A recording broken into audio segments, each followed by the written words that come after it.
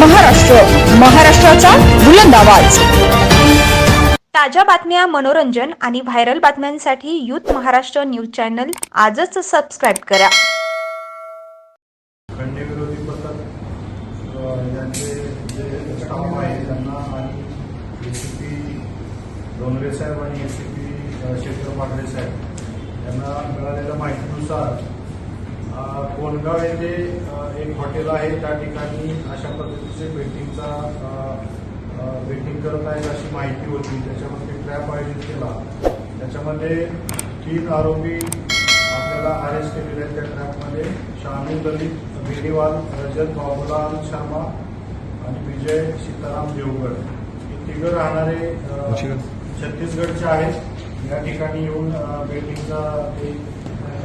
Betting करत होते। तर याच्यामध्ये शुभलाभ नावाचं एक सॉफ्टवेअर त्यांच्या आपण लॅपटॉपमध्ये आपण त्या चेक केला असता त्याच्यामध्ये वेगवेगळ्या प्रकारचे बेटिंग त्यांनी लावलेले आढळलेले आहेत। त्याच्यामध्ये जवळजवळ 1,97,400 रुपयेच्या मुद्देमाल आपण हस्तगत केलेला आहे। गुन्हा दाखल करून या आरोपी आता अरेस्ट केलेले आहेत।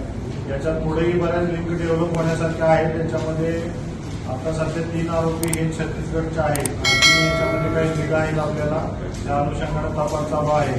तर या IPLच्या दृष्टिकोनातून एक अतिशय उत्कृष्ट कामगिरी अँटी एक्स्टॉर्शन सेल आणि त्यांची team CBI PSI Vijay Kumar Rathod आणि पूर्ण त्यांची टीम यांनी अतिशय चांगली कामगिरी केलेली आहे। आणि याच्यामध्ये IPC 420, 465, 467, 468, 471 आणि जुगार प्रतिबंधक कायदा याच्या अंतर्गत गुन्हा दाखल करण्यात आला। त्याचा गैरवापर करून लोकांना ब्लॅकमेल करणं असाही प्रकार आपल्याला समोर येत असतो। या अनुषंगानं एक तक्रारदार ज्यांचं की छोटेखानी बांधकाम व्यवसाय आहे असे बांधकाम व्यावसायिक आपल्याकडं खंडणीविरोधी पथकाकडे आले होते। त्यांना एक आरोपी प्रसाद कुमार उत्तम भालेराव वयवर्ष 33 हा राहणारा डायगरचा आहे।